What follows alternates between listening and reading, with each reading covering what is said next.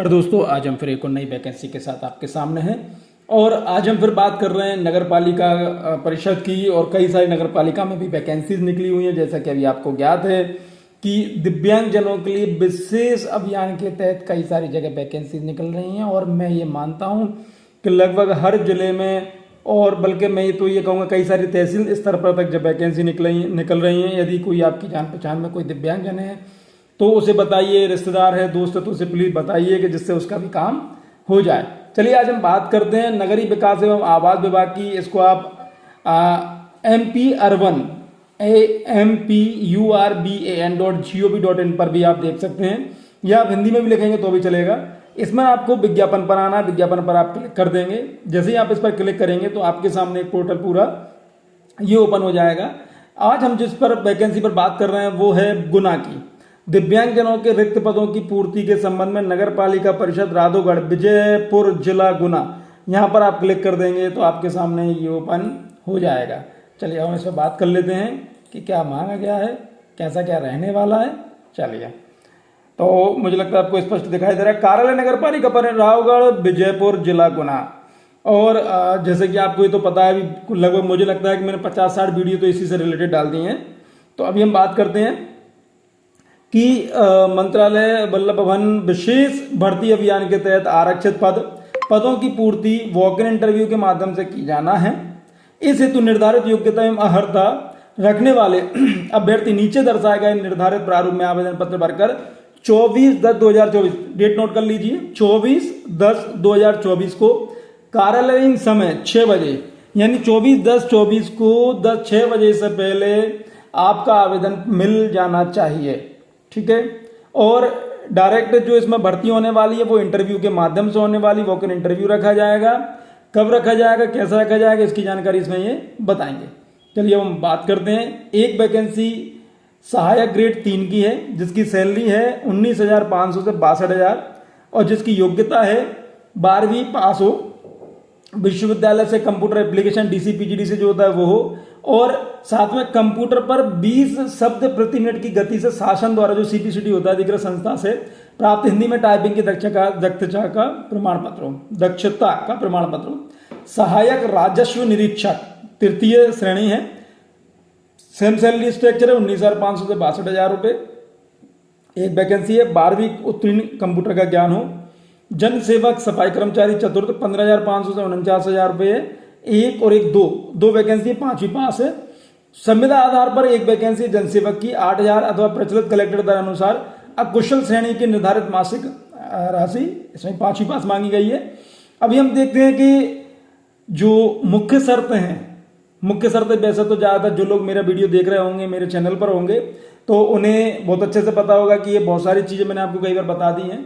और एक और बात बोलूँगा कि आपको हो सकता है कि जैसे इस वीडियो को नहीं शेयर करना हो, कोई दिक्कत नहीं है, लेकिन ये जो जॉब है, जॉब जरूर सबको बता दीजिए करें। जॉब इसलिए बता दीजिए करें कि जिससे हो सकता है कि आपका ना भला उपाय कम से कम किसी दूसरे का हो जाए, तो कहीं ना कहीं अच्छे लगता है ना हमें। चलिए, मूल निवासी होना आपको मध्य प्रदेश का ये जरूरी रहेगा, और जो भी डॉक्यूमेंट्स रहेंगे वो सक्षम अधिकारी द्वारा सत्यापित होने चाहिए। और जो इसमें आयु मांगी गई है 18 से 40 वर्ष की है, बाकी जो अधिकतम आयु छूट है वो 5 वर्ष तक की रहेगी।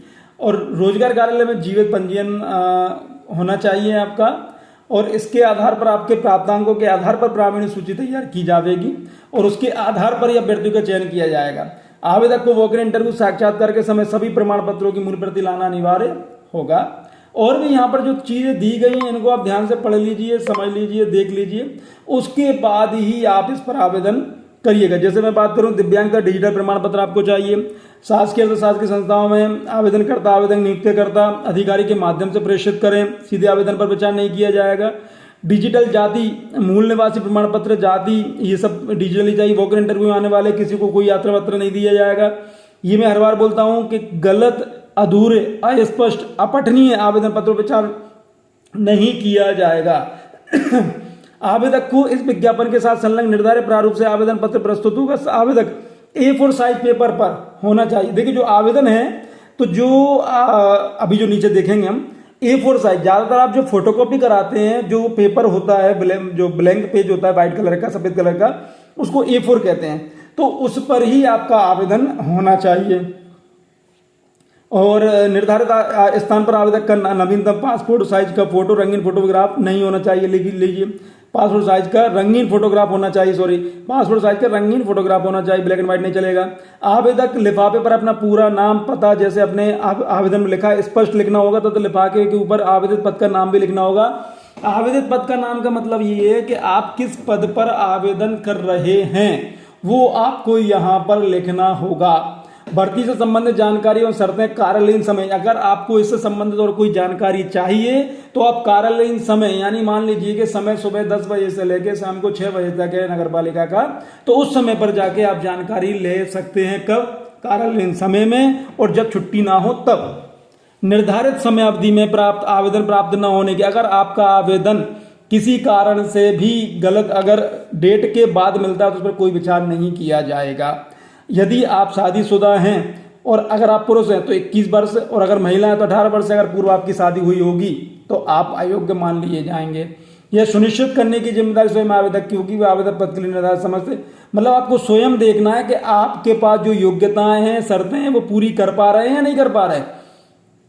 आवेदक पत्र में कोई जानकारी अपूर्ण, अगर आपने आवेदन पत्र में कोई भी जानकारी अपूर्ण यानी पूरी नहीं भरी हो, गलत बोल दी हो, गलत लिख दी हो, और जो मांगे गए सर्टिफिकेट हैं वो आपने नहीं दिए हों, तो उसकी स्थिति में भी आपका जो आवेदन निरस्त कर दिया जाएगा। सीधी भर्ती के पदों पर आवेदन राष्ट्रीय पेंशन योजना 2005 अंतर्गत नियुक्त होंगे, जो आप होंगे 2005 की आप देख लीजिए। मध्य प्रदेश शासन सामान्य प्रशासन विभाग के परिपत्र क्रमांक अनुसार वर्गवार आरक्षण न करते हुए दिव्यांगजनों की श्रेणी के आधार पर आरक्षण की जाने, विशेष पिछड़ी जनजाति जैसे सहरिया, शहरिया, भारिया, बेगा, महिलाओं, भूतपूर्व सैनिक श्रेणियों के आवेदक प्रत्यक्ष से आरक्षण का लाभ प्राप्त नहीं होगा। ऐसे समस्त आवेदक पत्र जो अपूर्ण है, मैं आपसे बार बार बोल रहा हूं कि कृपया करके कोई भी चीज छोड़िए मत, गलत मत लिखिए, बिल्कुल आप बिल्कुल सही से लिखिए तो ही आपका काम होगा। बार बार आपको बताया जाता है, लिख लिख कर बताया जाता है, प्रॉब्लम ये है कि आप नोटिफिकेशन पढ़ते ही नहीं है। कृपया करके जो लोग मेरा वीडियो देखते हैं, मैं गुजारिश करूंगा कि आप नोटिफिकेशन पढ़ना सीखिए, नोटिफिकेशन जरूर पढ़िए, क्योंकि आपके नोटिफिकेशन पढ़ने से हो सकता है कि इसमें नोटिफिकेशन पढ़ें और आपका कभी इंटरव्यू और उसमें आपको फायदा हो जाए। यह है कि दिव्यांगजनों के आरक्षित पदों के विरुद्ध चयनित होने वाला अभ्यर्थी निश्चितता का 40% चाहिए, ये भी सही है। 2 से अधिक संतानें यदि हैं और उनमें से एक का जन्म यदि 26 जनवरी 2001 के बाद हुआ है तो ऐसे व्यक्ति अपात्र माने जाएंगे। इसमें जो फंड है वो 3 तरह से आपको रहेगा, जैसे परिवीक्षा अवधि रहती है कि प्रथम वर्ष में आपको 70%, द्वितीय वर्ष में 80%, तृतीय वर्ष में 90% स्टाफ फंड के रूप में आपको सैलरी दी जाएगी। दिव्यांगजनों हेतु चिन्हांकित संविदा के पदों पर भर्ती संबंधी कार्रवाई मध्य प्रदेश नगर पालिका संविदा अनुबंध तथा सेवा की शर्तों के सेवा नियम 2021 में वित्त प्रावधान अनुसार होंगे, और नियुक्ति से संबंधित सभी अधिकार नियुक्ति प्राधिकारी पर सुरक्षित होंगे। और जो भी जानकारी चाहिए आपको ये वेबसाइट दी गई है www.mpr1.gov.in पर डाउनलोड किए जा सकते हैं। चलिए अब आवेदन का प्रारूप देख लेते हैं। आवेदन का प्रारूप, यहाँ पे आपका फोटो हो जाएगा, यहाँ पे पूरी उनका एड्रेस लिख दिया है उन्होंने।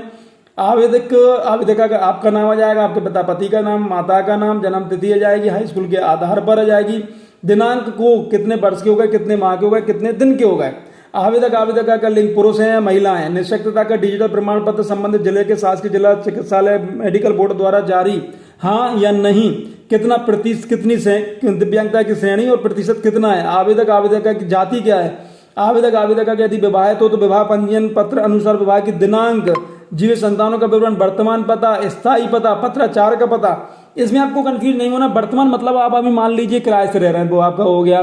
स्थायी पता मान लीजिए आप किसी गांव में रहते हैं, वो आपका हो गया। पत्राचार का पता, हो सकता है कि आप कोई डॉक्यूमेंट्स इस जगह नहीं मंगवाना चाह रहे हैं, कोई एक अच्छी जगह मंगवाना चाह रहे हैं जहां आसानी से वो आप लिख सकते हैं। रोजगार कार्यालय का जीवित पंजीयन क्रमांक और रोजगार कार्यालय का नाम, संविदा पद तो अनुभव का कोई विवरण हो तो यहाँ पे पूरी आपकी डिटेल आ जाएगी। एजुकेशनल अनुभव यदि कोई हो तो वो, अतिरिक्त से विशेष योग्यता यदि कुछ है तो ईमेल आईडी, ध्यान रखिए ईमेल आईडी, फोन नंबर। कई लोगों का ये क्वेश्चन होता है कि सर इंटरव्यू कब होने वाला है, तो देखिए मैं आपको बता दूं, यदि आप प्रावीण्य सूची में आते हैं तो आपको मेल के माध्यम से या मोबाइल के माध्यम से आपको सूचित किया जाता है। इसलिए आप जो भी डालें सोच समझ कर ही डालें। इसमें आवेदक के हस्ताक्षर, आपके हस्ताक्षर पता लिख दीजिए और लास्ट में आपके माध्यम से घोषणा हो जाएगी कि आपके माध्यम से जो घोषणा करता है करती हूँ। उपरोक्त सभी जानकारी जो मेरे द्वारा भरी गई है मेरे विवेक और ज्ञान से पूर्णतः सत्य है। कोई भी जानकारी सत्य पाए जाने पर मेरा आवेदन निरस्त किया जावे। आवेदक के हस्ताक्षर आपके हस्ताक्षर हो जाएंगे। तो इस तरह से करके बिना विलंब के आप फॉर्म को भर दीजिए। चलिए बहुत बहुत धन्यवाद, थैंक यू।